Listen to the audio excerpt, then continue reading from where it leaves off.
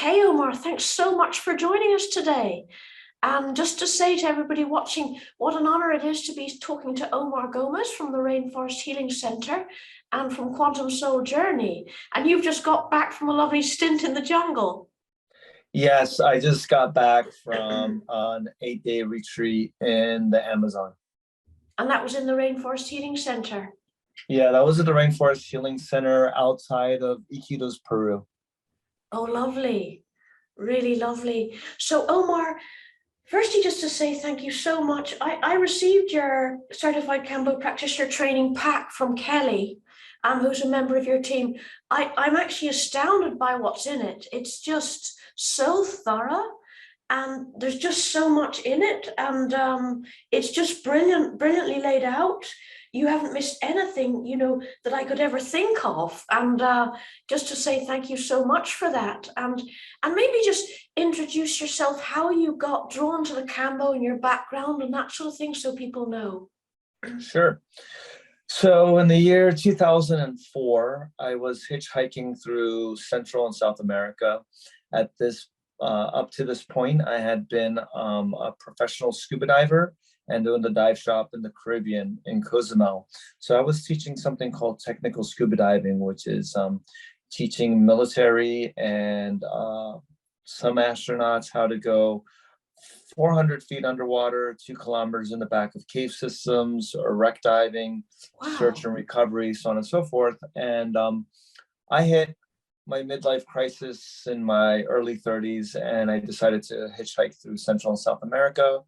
I was in the Colombian Amazon, and I took a boat going upriver, and I ended up in upriver of the Amazon. I ended up in Iquitos, Peru, and I ventured deep into the jungle, and I sat with Mother Ayahuasca for the first time in the year 2004. So for those viewing that have just started to learn about Ayahuasca, as you recall, in the year 2004, not many people had done it. Only, maybe a handful of Westerners had tried it. And since I'm Mexican and I'm fluent in Spanish, I was able to go really deep into the jungle because I was able to speak the language. And I sat down with an incredible shamana, a woman shaman, that Norma Panduro, that just completely changed my life. And it was to this day, many would agree that she was the one of, if not the most powerful female shamans that ever lived. Upon walking out, one of the gentlemen needed some money. I gave him some money for his family. And he said that he wasn't going to be able to repay me. And I said, don't worry about it. And he said, I'll tell you what, I'll give you this land. So he gave me 10 hectares of property in the Amazon rainforest. Didn't really know what to do with it. He just signed it off on a napkin. I thought, well, maybe, it's never going to happen. During one of the last ceremonies I had with Norma, the Mother Vine told me to sign a contract, and that eventually I was going to go back and build a healing center. So for those watching, never sign contracts while under the influence of any plant medicine unless you are going to stick to it 100%, because she will hold it. The spirits will hold you to it. Once you sign a contract, even if you're, in the DMT land or any other spiritual, oops. Hello? Yeah. Oh, that's okay. Yeah. Never sign a contract, because you're going to be held to it. So in the year 2000, I sold a dive shop. I moved to the States. I started working for a law firm, managed a law firm, and in the year 2009, I was in a bad motorcycle accident. Drunk driver on meth, pulled out right in front of us. I hit a horse trailer going 50 miles an hour. Gosh. Which is around 110 kilometers an hour. T-boned, just went straight into it, and woke up in a helicopter being evacuated to the hospital. And I said, how am I alive? And the mother mind said, you got to fulfill your contract. You got to fulfill your contract. So, Gosh, I keep getting tingles when you talk about it. Yeah. right, you got to fulfill Okay. your contract. You got to fulfill your contract. So, two other things happened where I tried to run away from building the healing center, and the mother vine said, "You signed that contract. You know, you signed that contract. The contract was I was going to build the healing center, and she would always take care of me and my family, my family, my loved ones, for for our lives. So she was always going to be protecting us." And I almost two other times I almost died. One I was in a coma, and when I came out of the coma, the thing that brought me out of the coma was actually a shaman while I was in a coma. I was walking towards the light. It hurt too much. I was walking towards the darkness, and the shaman came and pulled me. And when I woke up, my mother and my sisters were crying in front of me. I was in a coma for 3 days. And then that's when I said, okay, I'm moving to Peru. I'm starting this healing center. And that was in the year 2011. And one of the first gentlemen that I hired when I moved to the Amazon, I wanted a night guard, somebody to walk around, the land at night to make sure that I wasn't going to get eaten by any jaguars, because I camped in the Amazon for 6 months by myself in a tent on this land. Gosh. And yeah, I camped on this land by myself in a tent, and it got really, really, it was scary. It's probably one of the scariest things I did ever in my life. But I needed to know if the land was going to accept me or not. So that was me bowing my head down and saying, I come in peace, I come in love, I come to be of service, I come to learn. So for 6 months, I just walked around the land, and I touched the trees and touched the plants, and I tried to learn as much as I could from the jungle to see if I was worthy or if I wasn't, or if I really should do this or if I shouldn't, or if I was being accepted, right? Or what rite of passage I had to pay in order to do that. I just didn't go down and just start bulldozing things. No, I first had to build an intimate relationship with the land. And then after I did that and the land accepted me, then I decided to build the healing center. And one of the people that I hired at the beginning to help me understand the land, and to help me to understand the land and the trees, and to teach me about the jungle, because I had been in jungles, but no jungle in the world is like the Amazon. I mean, you can go to the jungle in Costa Rica, that's easy. Go to the jungle in Mexico, piece of cake. Go in the jungle, but when you go into the Amazon, it's intense. It's so intense. It's. I remember the first time I went down there in 2004, putting my ear to the ground and hearing the heartbeat of the earth. That's you can hear the pulse. You can feel the pulse. You can hear the dun, the dun, the dun. So then I hired a matse, and the matses are the carriers of the medicine. They were the ones that originally got the message from spirit, to use the frog to ward off all of these illnesses and diseases that the Westerners were bringing. And this was with the shaman Kambo. And the shaman Kambo, what he did, so the matses, they don't have a chief, they have elders. So the elders got together, and Shaman Kambo was one of the elders that had worked or was working with Ayahuasca. And he said, well, we can't figure out a way to fight these diseases, these infections. So I'm going to go out to the tree, like the grandmother tree. I'm going to drink the vine and do a ceremony and receive a message. And that's when, like that's what's written in your manual. That's when the mother vine said, see that little friendly fellow to your left, on your left shoulder? He's a prince of the jungle. He doesn't have any enemies. Nothing attacks him. Everybody respects him. Use his medicine to ward off all the diseases, all the illnesses. And that's how Kambo came about. The Matse span over two territories. They span over the Brazilian country and the Peruvian country. And they are the biggest known tribe in the Amazon, because they didn't die when it came to smallpox, yellow fever, when it came to malaria, typhoid. They didn't, all the diseases that the missionaries brought, the Matses were able to cure themselves. I probably shouldn't go on record saying this, but I am. If, they call it the vaccine of the jungle for a reason. If you ever want a vaccine for anything, I'll just put it that way. If you ever want a vaccine for anything, go to Kambo. I mean, this is proved. Or if you ever want to detox yourself from the vaccines, right? Say no more. If you ever want to, yeah, exactly. We won't talk about what that's all about. If you ever want to get some vaccine out of your body, this is the way to go. So, and actually, when people purge it, it's black and brown. I've got pictures of people that have, that's a whole nother conversation, but you can actually see that coming out of the body. Along with cancer, cancer's gray, dark gray cell matters, you can see in the bucket. But so the Matses was a huge territory. In Brazil, they obviously speak Portuguese, just like in the Portugal and the Azores. And in Peru, they speak Spanish. So there's actually 3 names for the same frog, right? The frog's scientific name is called Philomedusa bicolor, right? That's the scientific name. In the Peruvian side, they call it sapo, 10 years ago, if you were to go to Peru and say, I want some Kambo, they're like, we have no idea what you're talking about. On the Brazilian side, they call it Kambo. The Matses themselves, they call it Acate. Right.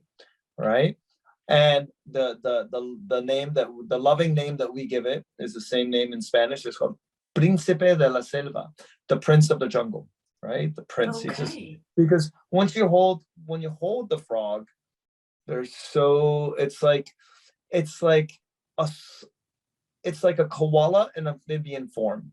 They're just very slow, or like a koala. They're just very slow, lethargic, and they're not afraid of anything because they contain this power. They just know that they've got it, right? Yeah. So they're never scared of anything. And when we harvest the medicine, in fact, we do it a very, very sustainable way where we sing to the frogs, and the frogs actually come down and volunteer their secretion. We're not out there chasing it or hunting it or none of that, right? No aggression ever used to harvest the medicine the way that we do it, the way that we were taught. So, this gentleman, he said to me, if you want to understand my culture, if you want to understand my tradition, you have to try my medicine. And that was the first time that I tried Kambo or Sapo in the year 2011. And it was one of the strongest doses that I ever had. It was really a beautiful experience. It was so beautiful that the next day when I was walking around the land, I was near a pond and it was down. It came down and I looked at it, I saw it and I held it. And it was just an instant connection. From there, we started in the year 2011, we started working a little bit with it. And then I realized I need to learn, I need to know more about this beautiful spirit, this beautiful medicine.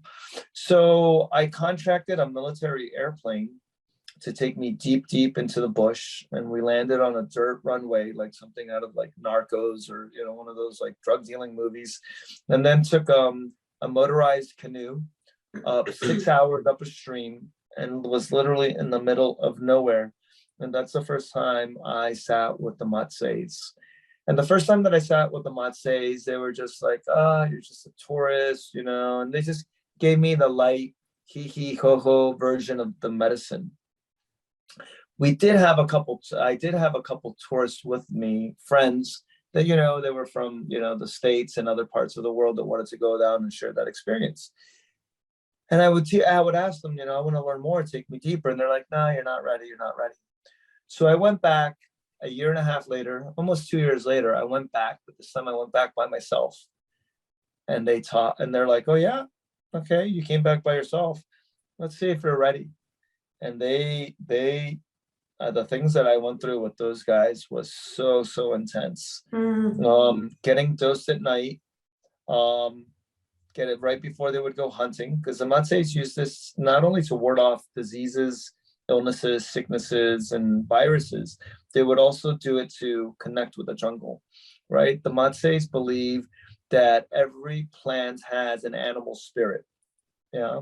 So they would also connect very much with the animals through the spirits of the plants.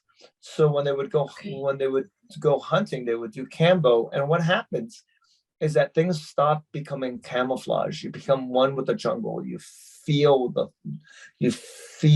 pulse of the jungle. You can see things stand out. You see through things. You don't see things at things. It's just I like a reef, understand. like a coral reef. If you've ever gone snorkeling, you notice that a lot of things are I'm a diver camouflage. too. That's why I thought it was interesting. Yeah. Yeah. Yeah. Just like, you don't see the nudibranchs, you don't see the seahorses, you don't see Mm, the things that are camouflaged unless you sit there and you have to look through it. You can't look at it, right? Because in life, we're taught to look at things. We're not taught to look beyond it. Yeah. The billboard is there telling you something. You're not looking at it. Look through the message. What is it? What are they really trying to, what's the point of that billboard, right? mm, Don't look at the wording, don't look at the picture. What's the point there? How are they manipulating you, right? So mm. that's the same thing with the jungle, right? Like, look through it, don't look at it, just, so they would dose me, and I would fuck, I would I'm gonna say, I would just grab a tree and vomit and shit, and just like, it was intense. It was super, super Mm. intense. And every day they were like, "Are you ready to leave?" I'm like, "No, I want to learn more." And the elders would say, "Make a fire," and they would talk, in their language. They would talk about me, and they would be like, and they wouldn't really. Until I got to a certain point where I was just, at that point, it was just stubbornness. To tell you the truth, I'm like, no, I'm Well, it's gonna learn probably this. a knowing and the strength you were calling. You knew you had to do it. Right. And I'm So like, when you no, know you have to do something, you just do it. I'm not leaving until I Yeah. really, really get this. Mm. And then little by little, what they would do is that after the hunting excursion, we would go back and stand or sit around the fire. And one of the elders would sit in front of me and just tell me, "Look at me in the eyes, ojos, ojos." And I would just look at him. And, it was, by that time, the medicine had worn off me, but I was still in this heightened sense. Yeah. You're still in this heightened Mm. sense. And they would just say, "Look at me." And that's how they would transfer all the knowledge. It wasn't like, "Oh, step one, step two." And no, it wasn't, that's very Western, where Yes. when you can communicate through just eyes and without words, that's the most powerful communication. I was just reading recently that plants are the most intelligent living uh living Beings. organisms, Yes. yeah, and on this planet, and they don't need to talk to Yes. communicate with each other, right? So they would just make me stare at them in the eyes, and I could just feel all of this like information coming in. And then the closing ceremony was, I just had to sit there, and there was one elder that was the oldest, and he had worked with, like, he would put 12 dots on him, and just, like a warrior, like a champ. And he sat me down and he told me, "Don't talk." And he just held my head right next to his, like almost forehead to forehead, like third eye to third eye. And he just like, all this information, all of this experience, all of this know-how Mm. from his father and from his grandfather being passed on to me. And then when I left the jungle, I'm like, well, I don't really know what I'm going to do with all this, right? I had no idea, right? And I probably should have said that I had lived, by this time, I had already lived in the jungle for 8 years.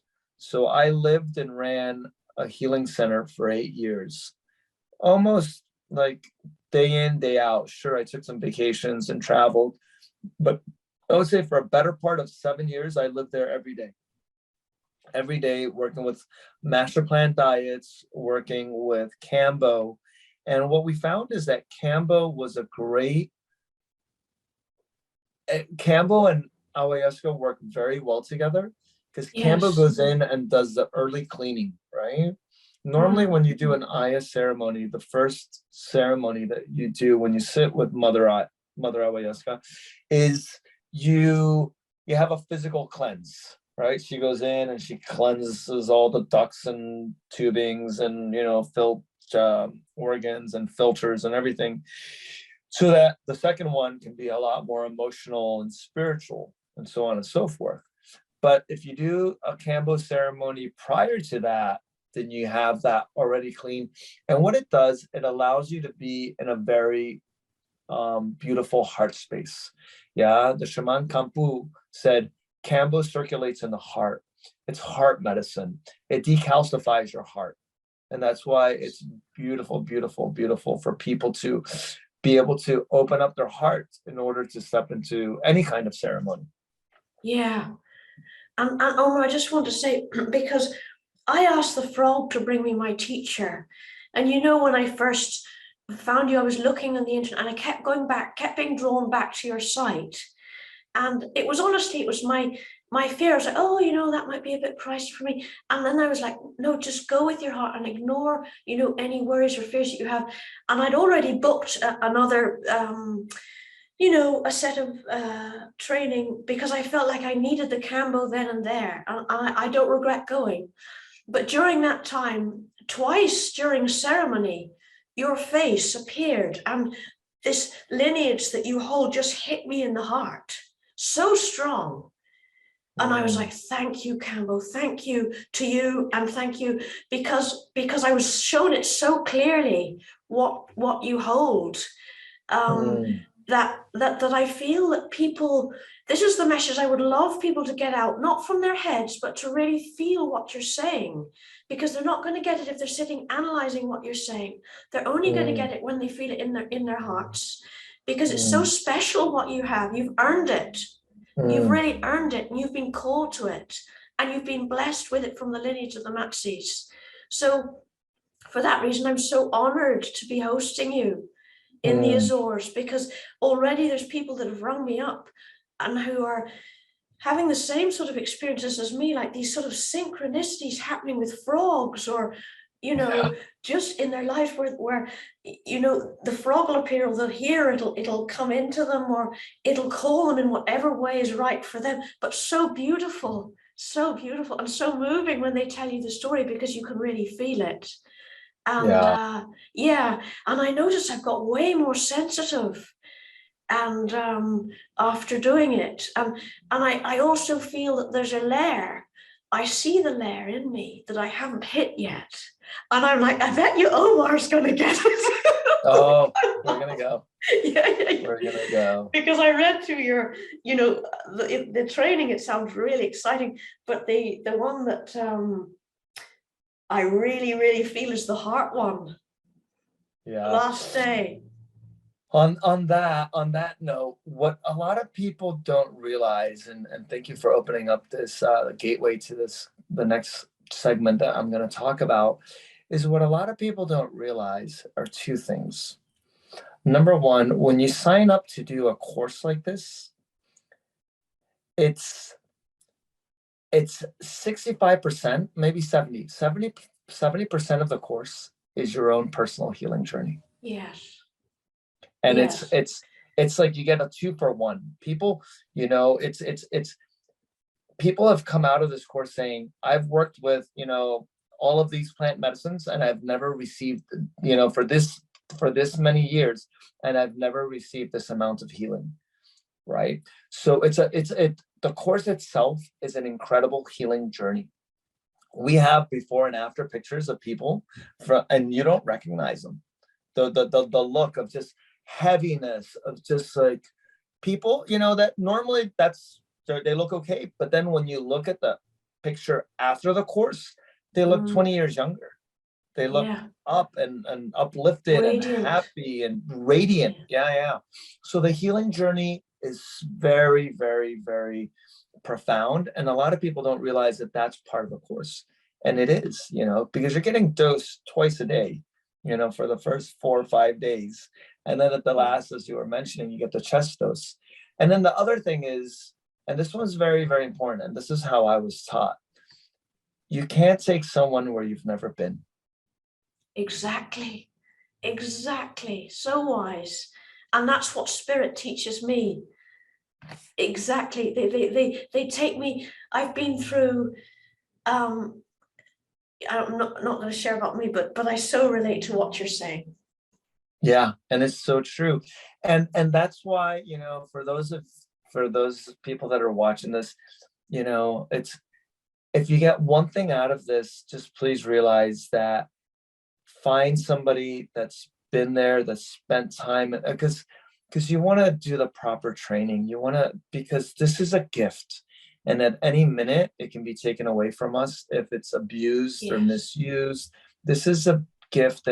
And the three things that we anchor our training with, number one is tradition. And when you keep the tradition, everything's really easy.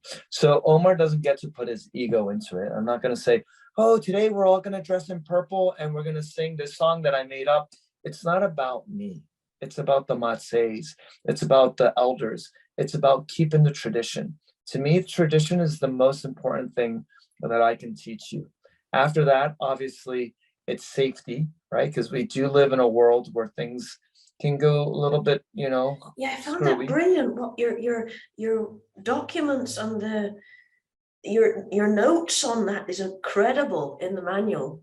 Yeah, safety, safety, safety. And then the third thing is integrity. Yeah, integrity to the medicine, integrity to yourself. So for example, when you dose somebody, you have that person to fast for 12 hours, right, before you dose them, which means me personally, and all of our practitioners, we fast along with them, right? I can't have a giant omelet breakfast and then dose them because I'm not going to be on the same energetical wavelength, Yes, right? I And there's a lot of understand. other things, right? Such as like using the saliva to mix the medicine. That's very, very traditional. That's the only way the Matses do it. The placement of the Okay. dots, it's very, no, don't ever put dots on somebody's spinal column or their neck, or not only is that not safe, it's not traditional. So there's a lot of things that go into it that we just keep tradition, integrity, and safety. And that's it. It's a Okay. simple recipe. Okay, yeah. That's fantastic, Omar. Because as well, for those of you who people, anybody watching, just maybe every time I read this, this astounds me. It's the amount of peptides and what they can do, and in how many bodily systems that Kambo affects. And I still go back because I do training, a couple of times a week with this, big black fit guy, right? And when I went back, when I was doing the self-dosing on myself, I was able to keep up with him. I was like, my God, this Kambo's made me really, really strong. I was Yeah, amazed at how physically strong I was. Do you yeah, know? And I knew it was the Kambo because when I don't take it, I'm like, up the hill kind of way. But yeah. just maybe share a little bit about the peptides and the bodily systems and how many how much it can do, for people and the diseases and antimicrobial, antifungal, antiviral, blood circulation. Oh gosh, I could read your list here that you've Yeah. got in the manual. And there's Um, 16 different active peptides in it, and they excuse me. can take parts, they can help cure everything from cancer. In fact, one of our practitioners worked with a woman where she had stage 2 breast cancer, and she worked with Kambo for about 8 months. She was on a treatment plan, and she completely got rid of the breast cancer, completely gone, to the point where she could sell her platelets. Her blood was doing so well. So yeah, the peptides go and not only they can also pass cell membranes to go inside the cell to extract the virus, which is phenomenal, right? Isn't it? It's also one of the few things that can cross over your blood-brain barrier, which is incredible as well. Mm. So when you work a lot with Kambo, it's extending your life. It literally is extending your life. Yes, yes, it's just amazing. And one of the things that I found incredible because a member of my family has been, diagnosed with one of the brain diseases, and adenoregulins, help with the recovery of the now this is because I'm a biologist, and this is what I found fascinating. When you hear something that's totally contrary to what you've been taught. So they talk Right. about the myelin sheath on the nerves not being able to be ever rebuilt, and yet Yeah. this peptide in Kambo is actually Yeah. doing that. Do you Yeah. know? And so Alzheimer's, Parkinson's, there's hope. Fertility, you were saying. So the tribe use it primarily for hunting and strength, isn't that right? And then for fertility and removal of diseases, the Correct. panemia. Those are the three Correct. main. And the other one is Panema, which Panema is I'm probably saying it wrong. that's fine. No, Panema is the Spanish word. It's jungle Spanish, which means that there's like a dark, heavy cloud, like heavy energy. And this is sometimes for people that like, oh, I can't get out of bed. I don't find any any happiness in my life. I'm in the fog. I just have bad luck after bad luck. That's a panema, and that's energy. And that's just like a stagnant, dark, heavy. It doesn't mean that it's evil energy. It's just heavy, gray energy around you, that you might have picked up from something or someone, and you do Kambo and it just shatters it. Most people, if not right after, the next day after a treatment, they want to like, oh, I want to reorganize my closets and I want to paint the walls and I One want of to my go. friends did that. Yeah, cleaned her whole house. She was like, "Oh, Melanie, the camera's amazing. I'm cleaning my whole house." Yeah, yeah. It gives you so much strength and power, and it brings a lot of positivity into your life. Yeah, it clears that energetical field. Yeah, totally, Yeah, completely. fantastic. And so circulation, I'll just read a couple of them. Migraines, depression, circulation, the veins, organs, skin and eye issues, and then there's also the viral diseases, and the lymph, and and I love what you say as well, about, because so many of us people who look at a disease, because to me, anytime I've got really sick, it's been something I've been either running from or missing in myself. Yeah. It's like, you have to face this now. That's been the message. And so I think sometimes diseases can be separated from the rest of the being, whereas Kambo can just reach right through the layers. And so I have Omar, to, what else would you like to add I was for the just people? looking at you and I was just tuning in, and I just, it hit me, as I just connected with spirit. This is going to be the course in the Azores is going to be very powerful, because I'm kind of feeling like a kind of vortex there, like a very energetical. It's going to be a very, very high frequency of energy, and we're going to be doing Kambo. It's going to be a very special course there. I'm excited. Yeah. This place is incredible. It's incredible. And for those people who really want to heal, the energy is amplified. That's what me and Paul feel. It amplifies the energy, because we're on a volcano essentially, and we're surrounded by beautiful blue sea. Yeah, I just felt with it. friendly octopus. This is gonna be a beautiful, beautiful place to do a course. Yeah, I'm looking forward to it. Yeah, that'll be wonderful. So for anybody watching, it's the 9th to the 15th of May, and Omar will be coming back. So do express your interest if you're interested, and just explain to people. So this is the foundation level, and then there's another level where you actually take them to the jungle to meet the frogs. Right. Isn't that right? The advanced course is that we go to the jungle and we go out at like 3 o'clock, 4 o'clock in the morning. We call to the frog. I show you the tradition, the ritual to get the frog down by singing to it. And we don't, like I said, we don't chase after them, and we get them, and then you hold it, you connect with it. It's very, very beautiful when you hold the frog and you look at him or her in the eye and you connect, and it goes inside of you. And then you use that same medicine to dose yourself. So you're going to use that. So you're going to harvest that medicine and then you're going to put that medicine into your body. It's like you have the jungle in you. Yeah. And you also do 2 ayahuasca ceremonies if wanted. You don't have to, but you learn how to use the spirits of the jungle as your allies.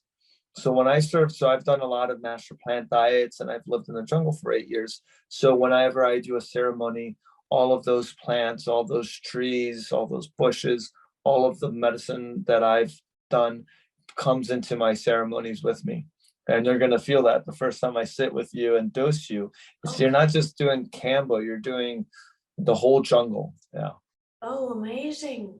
Amazing. Yeah, I don't know whether I can come this year, but it's July, June, July, isn't it?